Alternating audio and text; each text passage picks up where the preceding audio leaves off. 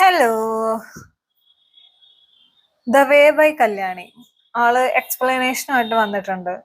ഞാൻ അപ്പോഴും ഇപ്പോഴും ഞാൻ പറഞ്ഞ സ്റ്റേറ്റ്മെന്റ്സിൽ ഞാൻ ഉറച്ചു നിൽക്കുന്നു. കാരണം വേറൊന്നുമല്ല. ഒന്നാമത്തെ കാര്യം, ബ്യൂട്ടി പ്രൊഡക്റ്റ് പ്രൊമോഷൻ. അവര് പൈസ വാങ്ങിച്ചിട്ട് പ്രൊമോട്ട് ചെയ്യുന്ന ഒരു സാധനം. അവർക്ക് അതിന് പൈസ കിട്ടുന്നുണ്ട്. ഇവരെ വിശ്വസിച്ചിട്ട് ഇവരുടെ ഫോളോവേഴ്സ് ഇത് വാങ്ങിച്ച് യൂസ് ചെയ്യുന്ന ആർക്കെങ്കിലും എന്തെങ്കിലും പറ്റിക്കഴിഞ്ഞു കഴിഞ്ഞാൽ ഇവരെ കൊണ്ടുപോയിട്ട് അവർക്ക് നഷ്ടപരിഹാരം കൊടുക്കത്തില്ല. 3 ലക്ഷം ഫോളോവേഴ്സ് ഉണ്ട് അവരുടെ ചാനലില്.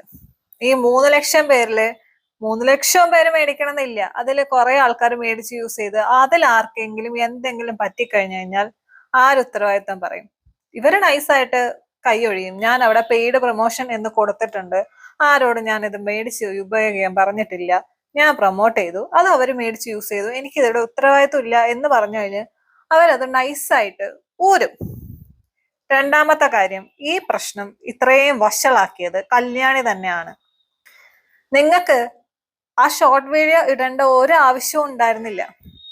എക്സ്പ്ലനേഷൻ എന്ന് പറഞ്ഞിട്ട് നിങ്ങൾ തന്നെയാണ് ആൾക്കാരെ തെറ്റിദ്ധരിപ്പിക്കുന്ന രീതിയിൽ അങ്ങനെ ഒരു ഷോർട്ട് വീഡിയോ ഇട്ടത്. അതിന്റെ ആവശ്യം ഉണ്ടായിരുന്നില്ല. നിങ്ങൾക്ക് ഇങ്ങനെ ഒരു വീഡിയോ ഇടണമെങ്കിൽ എല്ലാ തെളിവുകളും കിട്ടി നിങ്ങൾക്ക് ഒരു ലോങ് വീഡിയോ തന്നെ ചെയ്യായിരുന്നല്ലോ. ഇല്ല, എങ്ങനെയെങ്കിലും അത് കോൺട്രവേഴ്സി ആക്കണം, കുറച്ച് ആൾക്കാരെ കാണണം, ആ ഒരു രീതിയിലാണ് നിങ്ങളിത് ചെയ്തത്. മനഃപൂർവ്വം ചെയ്തതാണ് തന്നെ എനിക്ക് തോന്നുന്നുണ്ട്, കോൺട്രവേഴ്സി ഉണ്ടാക്കാൻ വേണ്ടിയിട്ട്. ഇതിനു മുമ്പ് ഒരു സൺസ്ക്രീമിന്റെ പേരിൽ പോയതാണ്, ഇതിപ്പോ രണ്ടാമത്തത്.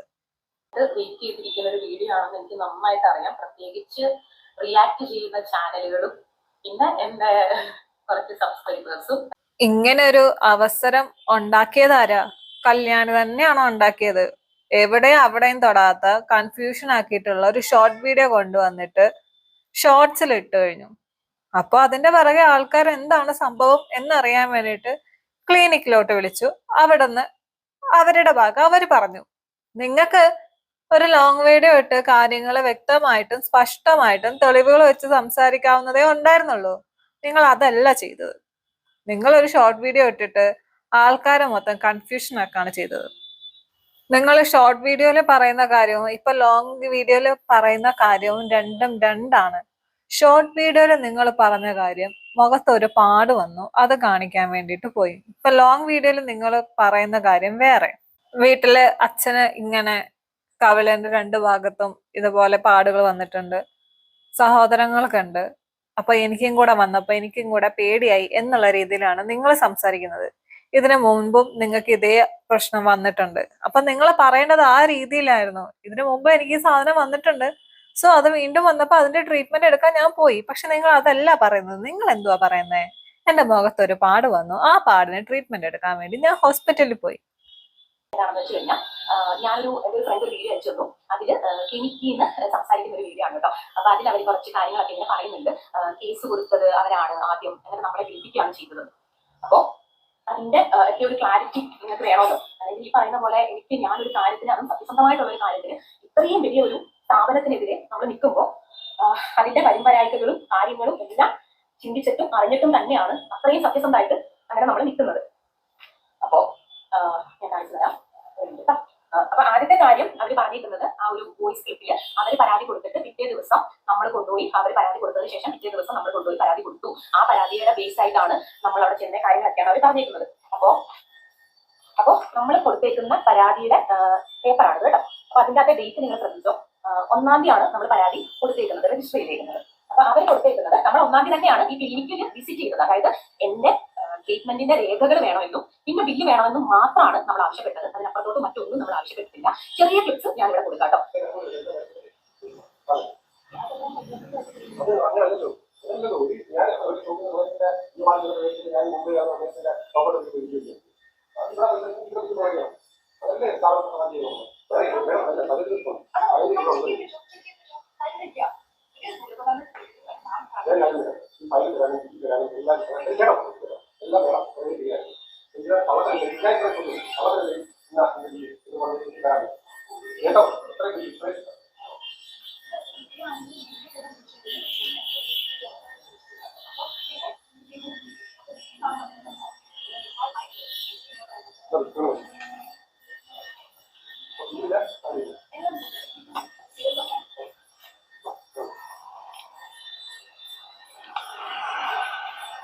ഇപ്പൊ കല്യാണി കൊടുത്തിട്ടുള്ള വീഡിയോ പ്രകാരം കല്യാണി അവിടെ പോയിട്ട് പ്രശ്നം ഉണ്ടാക്കിയിട്ടില്ല. അവര് ലീഗലായിട്ട് മൂവ് ചെയ്യാൻ പറയുന്നു, കല്യാണി ലീഗലായിട്ട് പോകുന്നു.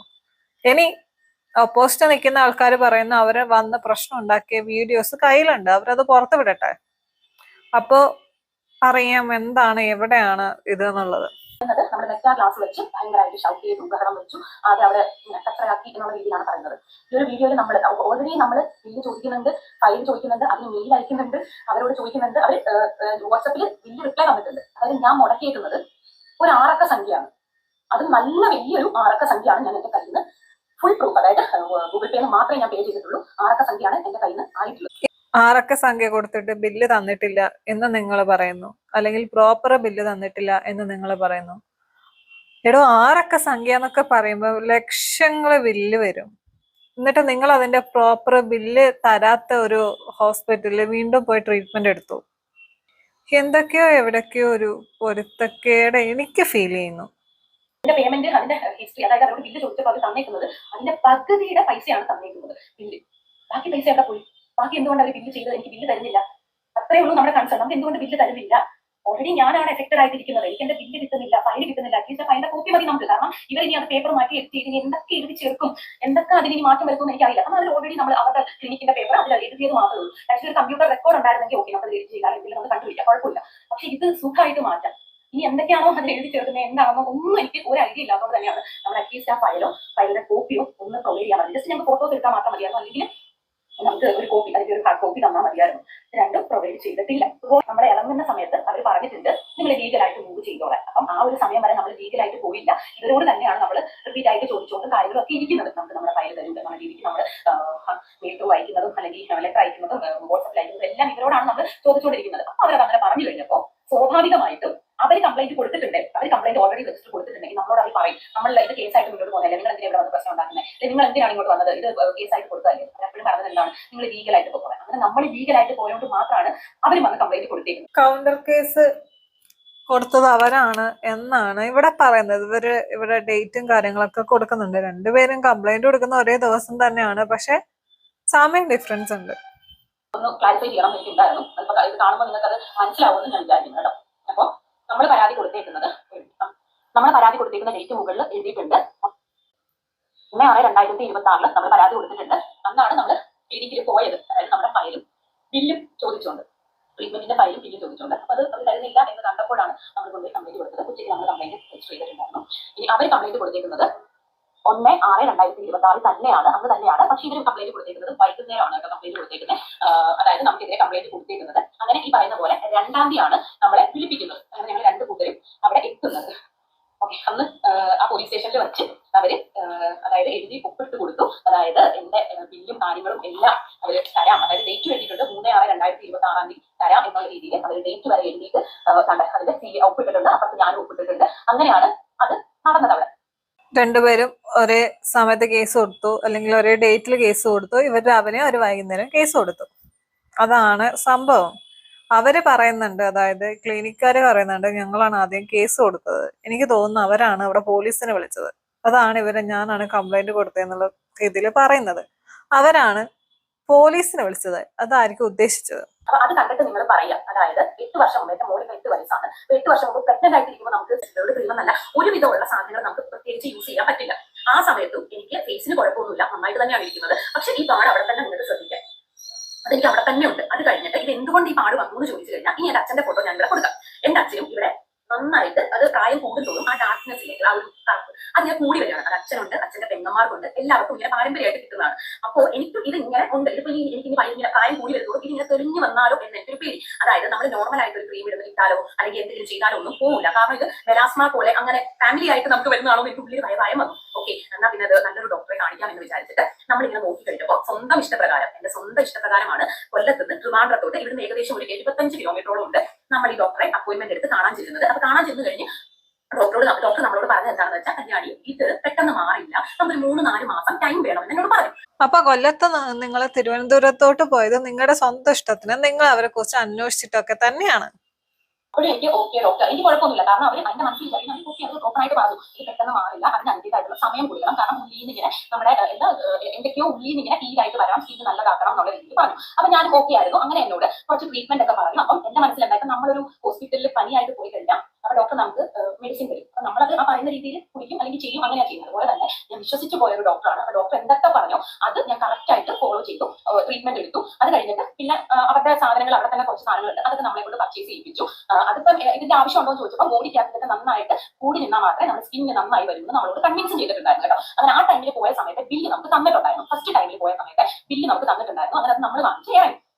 അങ്ങനെയാണ് ആ ഒരു കാര്യത്തിന് വേണ്ടി മാത്രമാണ് ഞാൻ പോയത്. ഫോട്ടോസ് കണ്ടപ്പോൾ നിങ്ങൾക്ക് തന്നെ മനസ്സിലായി കാണും. അതായത് 8 വർഷം മുന്നേ, അതായത് ഈ പറ്റുവാണെങ്കിൽ ഞാൻ എന്റെ +2 ടൈമിലും ഞാൻ ഇവിടെ ആഡ് കേട്ടോ. പറ്റുവാണെങ്കിൽ എന്റെ കയ്യിൽ ഫോട്ടോസ് ഉണ്ടെങ്കിൽ. അപ്പൊ ആ സമയത്ത് എന്റെ മോനെ പ്രഗ്നന്റ് ആയിട്ടിരിക്കുന്ന സമയത്ത്, അവന് പാല് കൊടുക്കുന്ന സമയത്ത്, കുഞ്ഞിന് പാല് കൊടുക്കുന്ന ടൈമിലൊന്നും ഒരു ക്രീമോ, അതായത് പ്രത്യേകിച്ച് ഇതുപോലെ സ്റ്റിറോയിഡൊന്നും അത് തൊട്ട് പോലും നോക്കൂല. ആ ടൈമിൽ പോലും എന്റെ സ്കിന്നിന് വലിയ കുഴപ്പമുള്ള കാര്യങ്ങളൊന്നുമില്ല. പക്ഷേ ഈ പാട് വിസിബിൾ ആയിട്ട് 8 വർഷം മുമ്പുള്ള പാട് ഇപ്പൊ അത് ഈ സ്റ്റിറോയിഡ് കാരണമാണ് വന്നതെങ്കിൽ അങ്ങനെ ചോദിക്കാൻ കാരണം നിങ്ങൾ കണ്ട ക്രീമും സൺക്രീമും മറ്റേതും മറിച്ചതെന്ന് പറഞ്ഞാൽ എല്ലാം നിങ്ങൾ അങ്ങോട്ട് പ്രൊമോട്ട് ചെയ്യുന്നുണ്ട്. ഈ ക്രീംസില് സ്റ്റിറോയിഡ് ഇല്ല എന്ന് നിങ്ങൾക്ക് പറയാൻ പറ്റുമോ? ആ സാധനത്തിന്റെ പുറത്ത് എഴുതി കൊടുത്തേക്കുന്ന സാധനങ്ങളായിരിക്കത്തില്ല അതിൽ യൂസ് ചെയ്തേക്കുന്നത്. പകുതി അവര് മറച്ചു വെച്ചിട്ടുണ്ടെങ്കിൽ. ഇതാണ് കല്യാണിയുടെ വേർഷൻ. രണ്ടുപേരുടെയും വേർഷൻ പറഞ്ഞിട്ടുണ്ട്. ഞാൻ പറഞ്ഞല്ലേ, ഞാൻ നേരത്തെ പറഞ്ഞ സ്റ്റേറ്റ്മെന്റിൽ ഞാൻ ഉറച്ചു നിൽക്കുന്നു. കാരണം ഈ ഇതുപോലുള്ള ഊള സാധനങ്ങൾ പ്രൊമോഷൻ ചെയ്യുന്ന ആൾക്കാരോട് എനിക്ക് താല്പര്യമില്ല. കാരണം ഇന്ന് ഇവരിത് പ്രൊമോട്ട് ചെയ്തിട്ട് അത് ആരെങ്കിലും യൂസ് ചെയ്ത് എന്തെങ്കിലുമൊക്കെ പറ്റിക്കഴിഞ്ഞാൽ ഒന്നും പറയാൻ പറ്റത്തില്ല. അതുകൊണ്ടാണ്. ഇനി ഹോസ്പിറ്റലുകാരുടെ കയ്യിൽ ഇവർ അവിടെ വെച്ച് ബഹളം വെച്ചതിനൊക്കെ CCTV ഉണ്ടെന്ന് അവർ നേരത്തെ പറയുന്നുണ്ടായിരുന്നു. അപ്പൊ അവരതൊന്ന് പുറത്തു വിടട്ടെ. അപ്പൊ അടുത്തതായിട്ട് കാണാം. ശരി എന്നാ. ഞാൻ ഇവിടെ രണ്ടുപേരെയും സപ്പോർട്ട് ചെയ്യുന്നില്ല.